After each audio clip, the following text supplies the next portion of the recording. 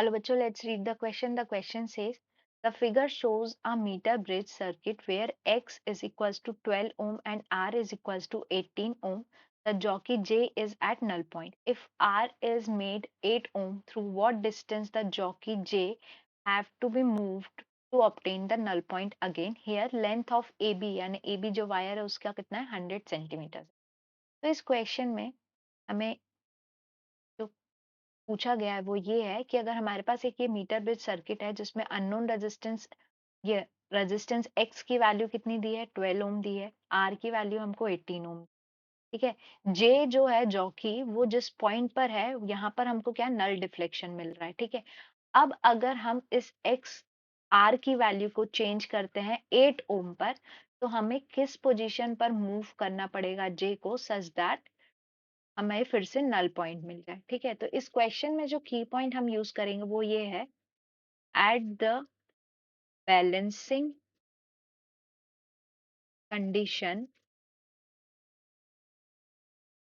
x divided by r is equals to L1 divided by 100 minus L1 where हमारा L1 क्या है, L1 ये length है jockey का जहां तक हमारा है, यहाँ पे हम लिख सकते हैं here L1 is length of wire at null point। अब फर्स्ट केस में हमारे पास क्या है, जब हमारा अब इसको रिजॉल्व करते हैं तो x क्या हो जाएगा हमारा r times of L1 divided by 100 minus L1। ये क्या है दिस हमने कहाँ से लिखा है, ये व्हीट स्टोन ब्रिज से लिखा है, व्हीट स्टोन ब्रिज कंडीशन। ये जो मीटर ब्रिज होता है ये किस पे बेस्ड होता है, व्हीट स्टोन ब्रिज पे होता है, तो ये एक व्हीट स्टोन ब्रिज बना रहा है, ठीक है। तो इसको हम इस कंडीशन से सॉल्व करेंगे। अब x हमारा क्या था फर्स्ट केस में, इन केस वन में हमारा x की वैल्यू कितनी थी 12 ओम थी, जब वो 12 ओम, तब R की वैल्यू क्या थी 18 थी, L1 माइनस 100, 100 माइनस L1, ठीक है। तो यहाँ से हमारे को इक्वेशन क्या मिल जाएगी, इसको अगर हम सॉल्व करते हैं तो ये हो जाएगा हमारा 12 100 minus L1 is equals to 18 L1। तो सॉल्व करेंगे तो ये हो जाएगा 1200 इज इक्वल्स टू 30 L1। यहाँ से L1 की वैल्यू क्या मिल गई हमें 1200 डिवाइडेड बाय 30 यानी कि 40 सेंटीमीटर। ये थी हमारी जॉकी की position first null point condition में।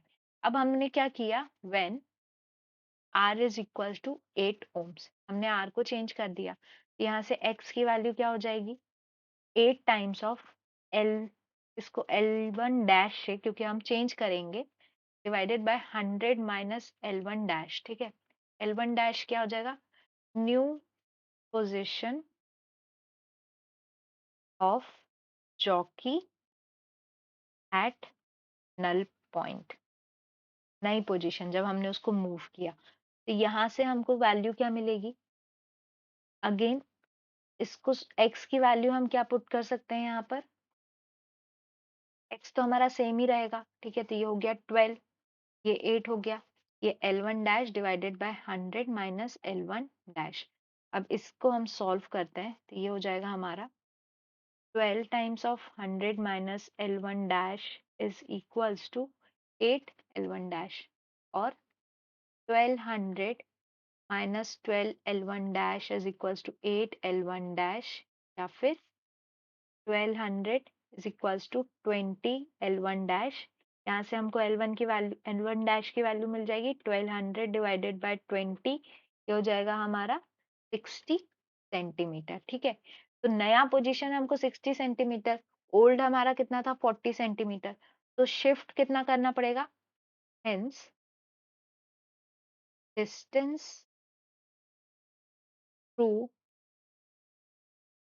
J is shifted by L equals to L1 dash minus L1, ये हो जाएगा 60 माइनस 40, 20 सेंटीमीटर, यानी हमने 20 सेंटीमीटर उसको मूव किया। तो करेक्ट ऑप्शन क्या हो गया, ऑप्शन बी।